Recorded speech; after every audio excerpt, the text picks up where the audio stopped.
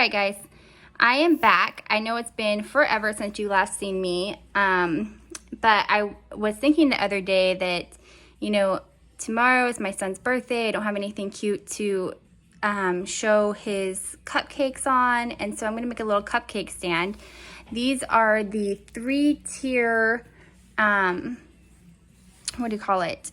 Like for spices. It's sold at the Dollar Tree, and I went ahead and I got 3 of those. I'm not sure if I'll use all 3 or if I'll use 2, but as you can see, my son's starting to use it already. As you can see, there's so many different ways that you can do this. So you can either have it be perfectly straight across like this, or you can even make it a little design. So depending on your taste and how you want it. Let's see, this one came over here like this. You see, it could be really cute either way. Bring that down here, bring this one down here, and voila, you have a very cute stand. I was going to do it straight across, but now that I see it like this, I think I might try it this way instead. It looks really cute and adds a little bit dimension. So I'm going to go ahead and zip tie these together up here on the edges, and we'll go from there, see what we can do. Well, I wasn't able to do the design that I wanted. Some of you might be able to try that out, but yeah, I wasn't smart enough for that. But I did do the zip ties, and I put all of the big parts on the bottom so that it will be nice and smooth on the top, because what I want to do is I want to put something over it so that it's not just like the lines here, but that way the big nods won't be getting in the way. So I went ahead and I put them all on, like where I put them in, I put them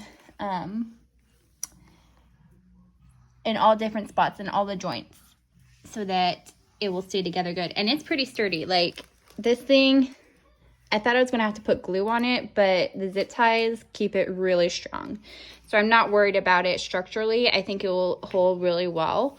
And I mean, it's really cute. So I'm gonna go ahead and trim off the edges of the zip ties, and then I'm gonna figure out what I wanna do as far as if I wanna put cardboard, or if I wanna put wood, or if I wanna put just a lot of different ideas. I want to see which one will work best, and then I will go with that and tell you all about it. All right, guys, so I just put this together. I wasn't expecting it to work out this well, but I guess the first try worked out pretty good.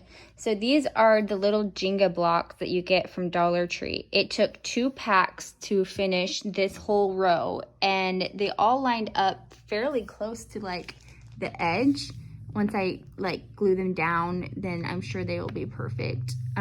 This was just putting it on by hand, but it looks really good. And especially if I put this on here and then I can make like a little like stain on it.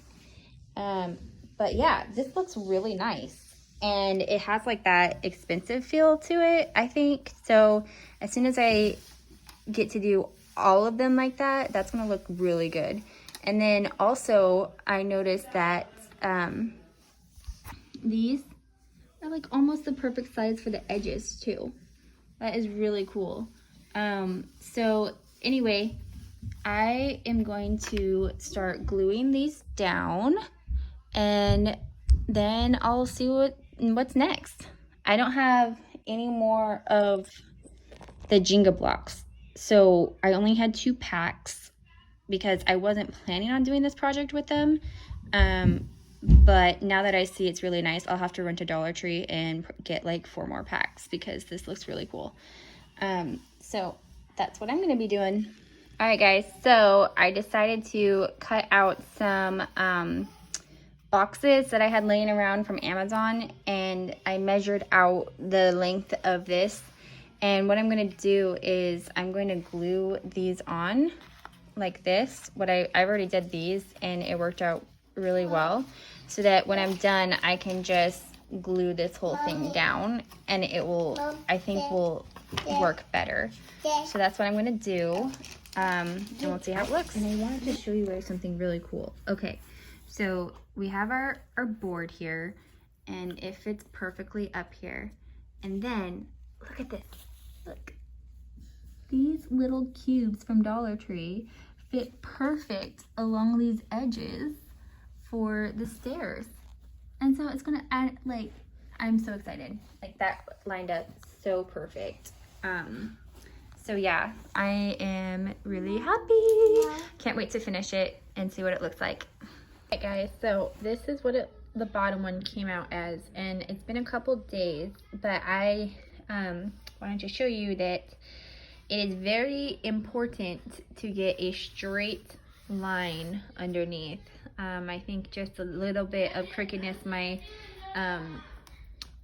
cardboard had made this go all out of whack. So I'm gonna have to redo it, and I wanted you guys to learn from my mistakes so you don't make the same mistakes. These aren't even, like, in the beginning when I started on this side, like here over, you see how perfectly lined up these are? But then slowly they start to get like a little bit out of place, and then by the end they're like completely different, and there's lots of gaps in between that I fill with hot glue, and it doesn't even come all the way back here. I can't even push it back. And so then also I found out, like, if I push this side, then that side will come up. So what I found out is that this also cannot be hot glued. It has to be, see, the hot glue did not stick to this. Maybe because it's plastic, I don't really know. But what I do know is that I need to do a stronger glue, first of all. Like super glue. Like super glue.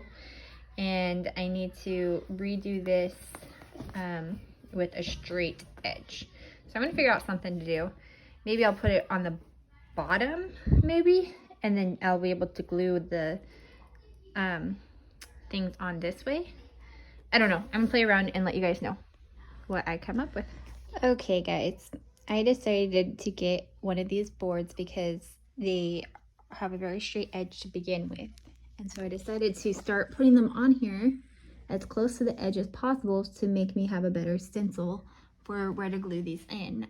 I think the problem is that these Jenga blocks are not all the same size, because you can see how they are doing really good until about here is when they start to get a little bit off, and then a little more, and then a little more, until you get down to here where it's a big old mess, and you have this Jenga block that's nowhere near the corner of this one, until over here where it's the end, and you have this big old space, and it's not lined up at all. So I thought maybe these little cubes could work to fill it in that little hole on the end. And I think it would have worked just fine. See what I mean? If it wasn't, you know, super tall. Because these are both, that one has glue on it. So this one is too tall for here. Like, it's a big difference.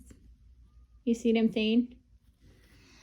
So I just don't know if I want to use this or if I want to try something completely different. I was really hoping to use the Jenga blocks, but I guess they're just not the same size, and so it makes it really hard to do any kind of project with them that involves, you know, making it straight. I'm gonna have to think about this some more. I guess with each failure you get closer to something that works best. So I'll take this as a learning process again, and we'll see how it goes.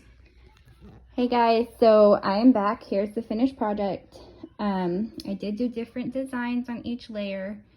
I did reuse the one that I made first because it was just getting to be too big of a project otherwise. It would have looked better if I redid it and had some more brown up on the top like the bottom, but I didn't have time to do that. I might go back and paint some of the blocks so it matches a little bit nicer. But I do really like this second tier with the smaller blocks. I think that looks really nice. I not a huge fan of this just because you can see how it like divots in and goes up like a wave because they're not the same length, and the bottom, I don't know. It's not my favorite project, but it does look nice enough to keep around for at least one season. I am going to go back through and clean up the glue residue, probably with like a wet cloth or something, and then it will look a lot nicer. So I'll do that and then show you the final product. But for now, this is what I have, and it's kind of what it's going to look like at the end. Okay, I am back, and this is the finished product.